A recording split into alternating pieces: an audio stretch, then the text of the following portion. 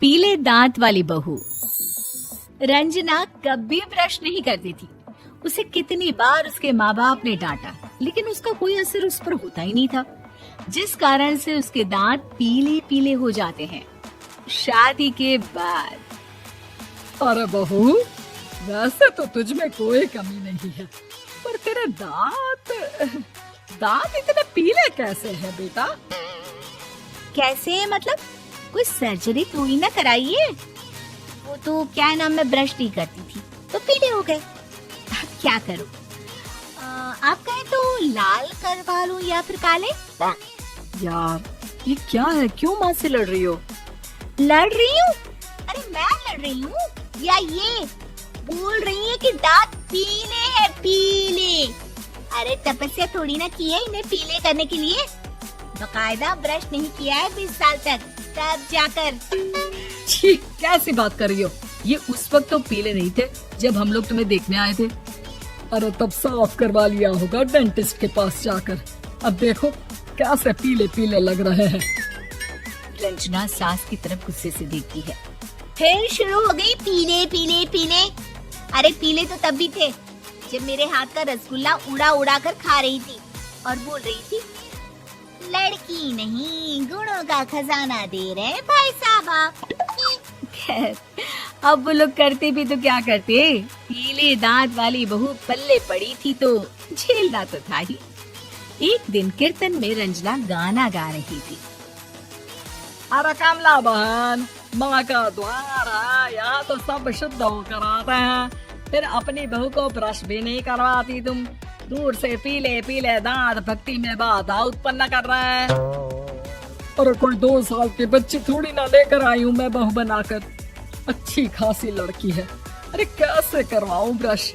ये तो उसे खुद करना चाहिए ना।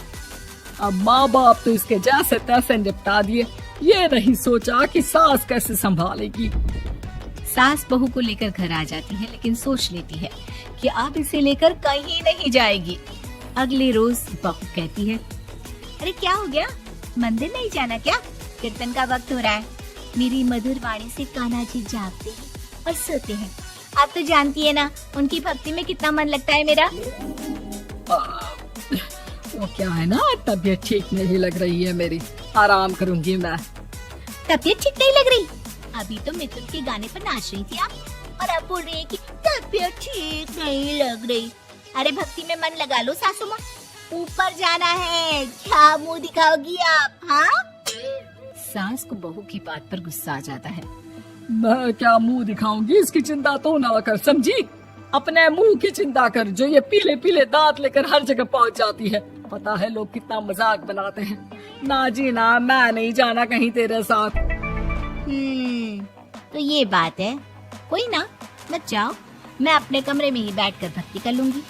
ऊपर वाला दांत थोड़ी ना देखता है, मन देखता है, भावना देखता है। और अरे बस बस, तू सब कुछ दिखा, बस ये सफेद चमकदार दांत ना दिखाना किसी को, है? जा यहाँ से।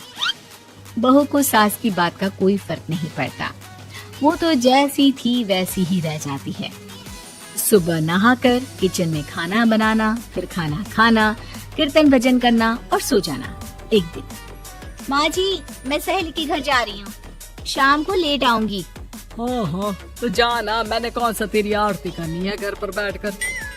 रंजना सहेली के घर जाती है, जहाँ वो पार्टी में जाने की तैयारी कर रही होती है। अरे शिखा, कहाँ जाने की तैयारी कर रही है? मैं गलत वक्त पर आ गई क्या? अरे नहीं यार, उल्टा सही वक्त पर आई है। मैंने ये साड़ी और ज्वेलरी निकाली है यार, शाम को इनके ऑफिस की एक पार्टी में जाना है। बताना कैसा लग रहा है ये सब? नहीं यार, इस ड्रेस के साथ तो वो वाली ज्वेलरी अच्छी लगेगी। हाँ, सही बोल रही है, मैंने ध्यान ही नहीं दिया। वैसे तो हमेशा से मस्त फैशन सेंस रखती है। तो बड़ा जाती होगी ना पति के साथ पार्टी में। रंजना कुछ नहीं बोलती, बस सोचती है कि यार काश ये बात सही हो जाती, पर मैं क्यों नहीं जाती पार्टी में?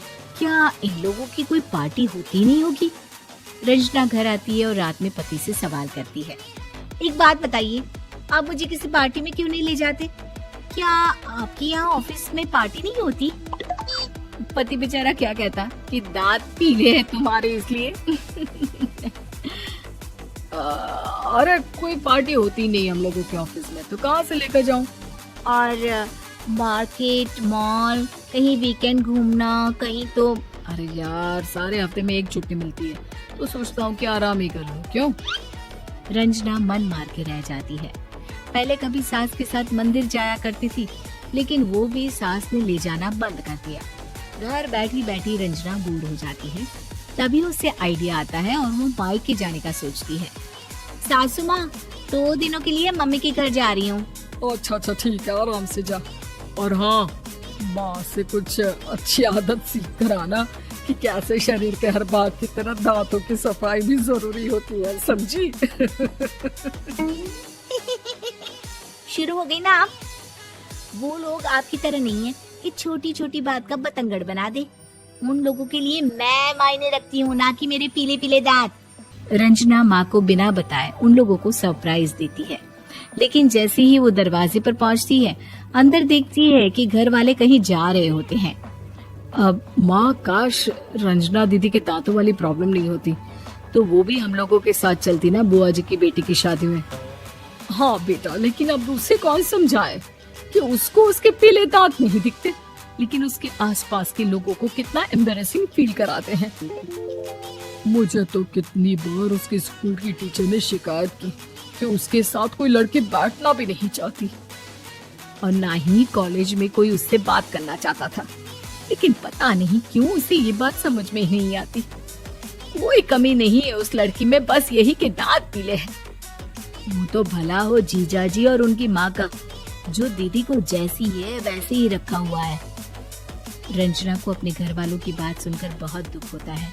वो सोचती है कि वो क्या करे, लेकिन फिर वो सीधा डेंटिस्ट के पास जाती है, अपने दांत चमकाती है और कसम खाती है कि वो रोज ब्रश करेगी। अरे क्या हो गया? तुम तो 2 दिनों के लिए गई थी ना, पर कोई ना, अच्छा है, चलो आ गई तुम। रंजना सास के सामने आकर खड़ी हो जाती है और पूरी स्माइल करती है, उसके चमकदार दांतों को दिखाती हुई। चले मंदिर। माँ, मुझे माफ कर दीजिए, मैंने आप लोगों को बहुत एम्बैरेसिंग फील करवाया। मैं आज से रोज ब्रश करूंगी